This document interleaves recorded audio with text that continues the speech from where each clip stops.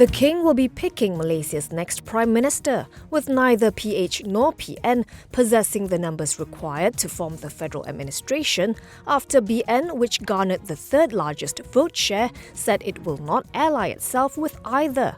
In a statement, Istana Negara said Yang di-Pertuan Agong Al-Sultan Abdullah Riayatuddin Al-Mustafa Billah Shah has summoned all 30 elected MPs from BN to be interviewed individually starting at 10:30 tomorrow morning.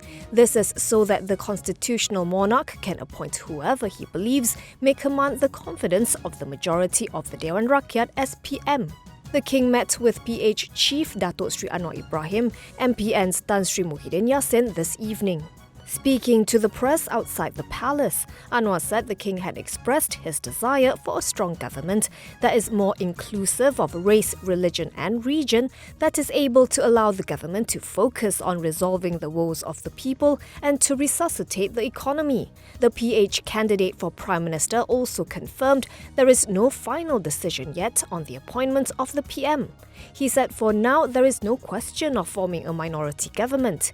Meanwhile, Muhyiddin, who left the palace without speaking to the press, later said he had declined the King's proposal for PN and PH to form a unity government. The former Prime Minister also maintains that PN does have the support of 115 lawmakers, which would mean that the coalition is able to form a simple majority.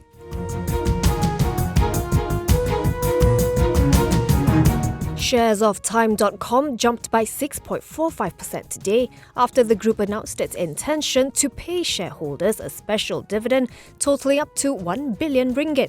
The counter rose to as high as 5 ringgit apiece, before paring gains to 4.95 ringgit for a market capitalization of about 9.1 billion ringgit.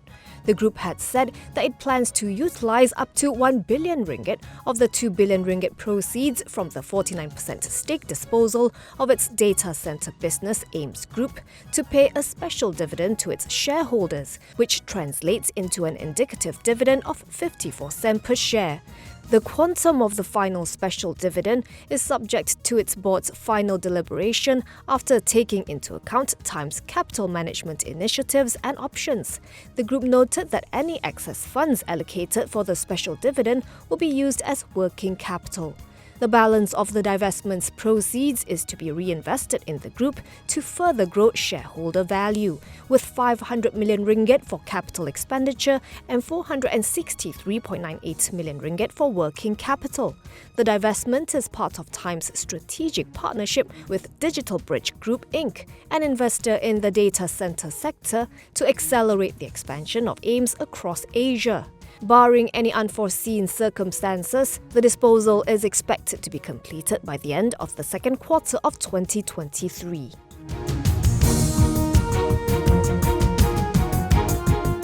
The Edge Communications editor emeritus Ahmad Azam Mohd Aris has been freed of 2 criminal defamation charges linked to 2 news reports on the manipulation of penny stocks in 2020 and 2021. Ahmad Azam was charged in 2 separate cases at the PJ Magistrates Court for allegedly tarnishing the reputation of Medtronic Global Non-Executive Director Datuk Kwa Kai Xuan, DGB Asia, Thrive Property Group, Medtronic Global and MNC Wireless. For the first charge, the Attorney General's Chambers, or AGC, had instructed the prosecution to apply for a discharge not amounting to an acquittal, or DNAA, but did not provide the reason for the decision. In response, Defence Counsel Raj Suryan Pillai argued, on the grounds of presumption of innocence, a charge cannot be left hanging on his client. The magistrate moved to discharge and acquit Ahmad Azam. In the second case, Ahmad Azam was charged together with the Edge's contributing editor Shanmuga Murugasu, who was given a DNAA back in September. The prosecution also applied for a DNAA against Ahmad Azam, while Raj Suryan again applied for a full acquittal. The Defence Counsel also highlighted that the subject matter at hand can still be resolved via civil suit, as this case involves 2 individuals in the private sector. The magistrate presiding over this case decided to give Ahmad Azam a DNAA instead of a full acquittal.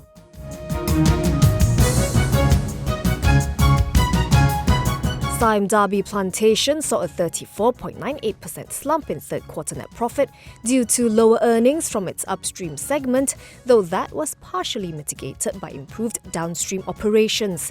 Net profit rose to 396 million ringgit, while revenue grew 6.54% to 5.39 billion ringgit on the back of higher contributions from both its upstream and downstream segments. In a statement, Sime Darby Plantation said the group expects overall fresh fruit bunch production in FY 2022 to be lower year-on-year due to the slow inflow of foreign workers. It said the price of crude palm oil, which peaked in the first half of the year, has now stabilized as increased supply in producing countries fulfill pent-up global demand and should remain attractive in comparison to alternative vegetable oils.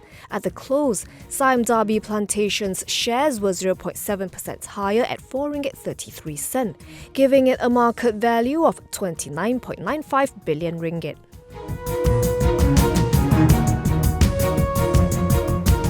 AirAsia X continued its flight to recovery, posting a net profit of 25.1 million ringgit for the 3 months ended September 30th, 2022. This was an improvement from the immediate preceding quarter, where the airline posted a net loss of 652.5 million ringgit. Revenue for its most recent quarter came in at 100.1 million ringgit, which was 6.6% lower quarter-on-quarter on the back of a reduction in revenue from its freight services segment due to normalized scheduled flights operations. Passenger load factor for the 3 months came in at 73%, which the airline points out is less than 10 percentage points short of its pre-COVID-19 load factor of 81% in 2019. AAX carried a total of 80,385 passengers for the quarter under review, compared to 8,892 passengers during the period from April to June 2022. In a statement, AAX Malaysia CEO Benyamin Ismail said that the airline is now well on track to recovery, even though the operating environment remains challenging due to higher fuel prices and a weaker ringgit versus the US dollar. He adds that following AAX's return to scheduled services in April, the airline has made notable progress in its network recovery, adding Sydney and 2 new dense short-haul routes to Kota Kinabalu and Kuching in September. It also introduced increased frequency to existing markets in Seoul and Delhi to cater for strong pent-up demand. Benjamin says that AAX will be bringing back furloughed staff by the first quarter of next year and recruiting new flight crew again to meet demand. In terms of average base fare, AAX says it continues to see a healthy trend of 625 ringgit during the quarter, compared with sub-500 pre-COVID-19. The carrier also recently announced its return to a number of its previous destinations, including various cities in Australia, Tokyo Haneda, Hokkaido Sapporo, Jeddah and Bali Denpasar. By year-end, AAX expects to be flying over 70 flights per week.